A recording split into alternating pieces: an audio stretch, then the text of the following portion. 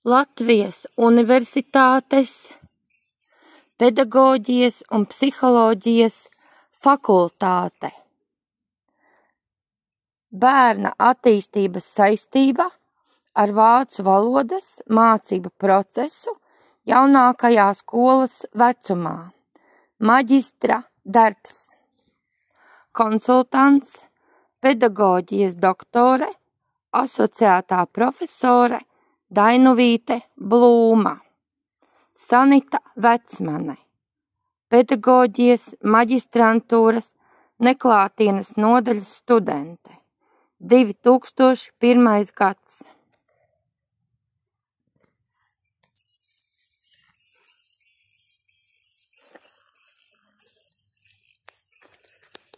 Labdien!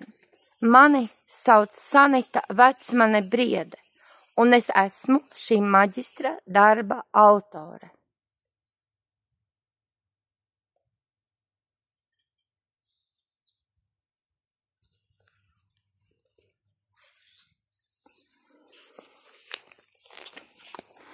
Turpināšu lasījumu no sava maģistra darba.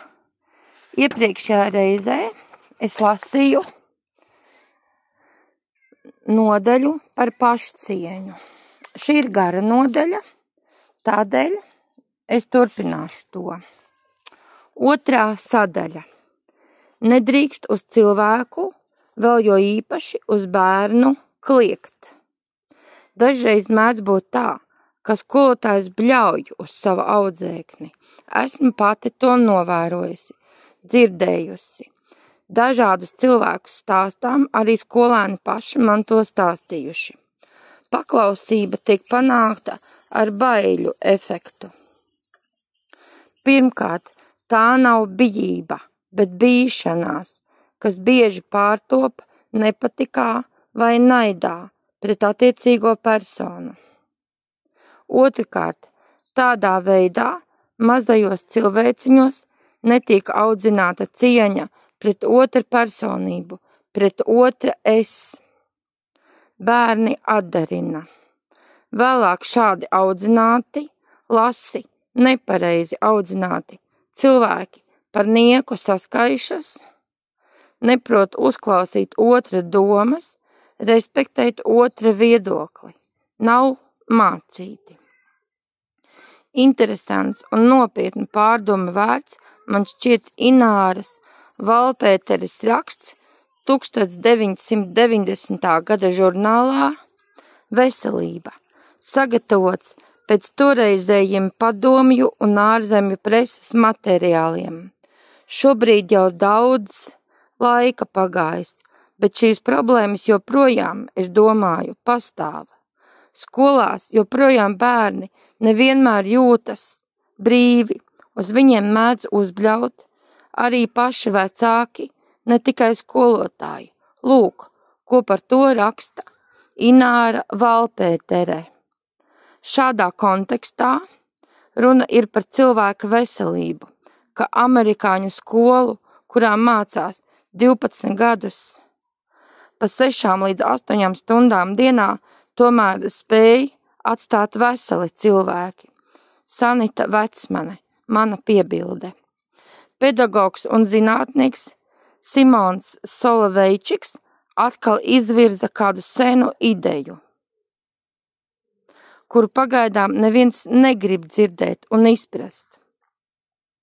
Mūsdienās kopš bērna dzimšanas jāuzsāk apzināta pretinfarkta, pretčūlas un pretvēža audzināšana.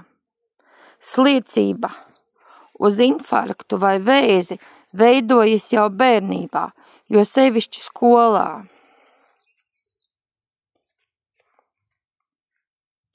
Atziņa nav jauna speciālistiem, taču vairums vecāku nezina, ka ar to, ka mamma kliedz uz bērnu, lai tas nekavējoties apsien siltu šalli, citādi ārā nelaidīs, viņa varbūt pasargā savu atvasi no saaugstēšanās, tai pašā laikā ieliekot pamatus agrīnam infarktam.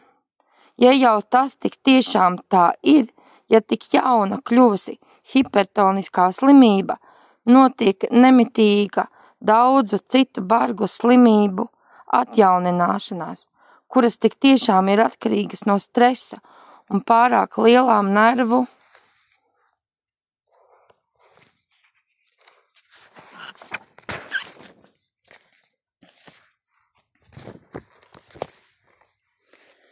sistēmas pārslodzēm bērnībā. Runa nav par prāta, bet gan par psihes, dvēseles pārslodzi. Vai tādā gadījumā mūsu pediatriem nevajadzētu uzsākt nacionālo kampaņu par psiholoģiskā klimata maiņu skolā? Mēs tik maz nodarbojamies ar bērnu fizisko veselību, tikai 2 fizkultūras stundas nedēļā.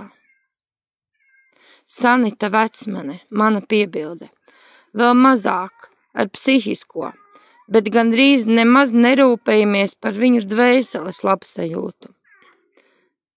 Bet visskaistākais no paziņojumiem, pie mums visi ir veseli, tāds sauklis tiesa gan bija agrākos padomju laikos, bet problēma jau paliek.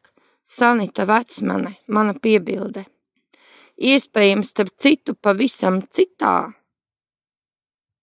skolā, kurā bērnus nenomāc. Bet visskaistākais no paziņojumiem, pie mums visi ir veseli. Iespējams, starp citu, pavisam citā skolā, kurā bērnus nenomāc. Apzināti šo izlasīju 2. reizi, bez tās manas piebildes, lai vieglāk uztver to domu. Un lai arī amerikāņu skolā ir 100 problēmu, tās visas ir saistītas ar patiesas brīvības izpratni. Un amerikāņu skolēns jūtas brīvs itin visur, stundā, gaitenī, skolas sarīkojumā, arī direktora kabinetā un citu pedagogu klātbūtnē, un viņš nepazīst baiļu. Taču brīvībai ir arī otra medaļas puse. Praktiski nekas un neviens nevar piespiest skolēnu mācīties. Mājas darbus te uzdod, bet pie tāfeles nevienu nesauc. Kas grib mācās, kas nemācās. Un neviens nebaidās iet uz skolu, ja nav sagatavota uzdotā viela. Kāda ir mūsu attieksme pret tādu skolu? Teiksim atklāti, nezinām. Un tomēr, ja daudziem bērniem izglītība jāiegūst par savas veselības cenu, bailēm no skolas un agrīnām slimībām, vai par šo problēmu turpmāk nederētu palauzīt galvas arī mūsu valsts izglītības un veselības aizsardzības atbildīgiem darbiniekiem un zinātniekiem, vismaz kādreiz par to būtu derīgi padomāt dažam labam prasīgajam bērnu vecākam.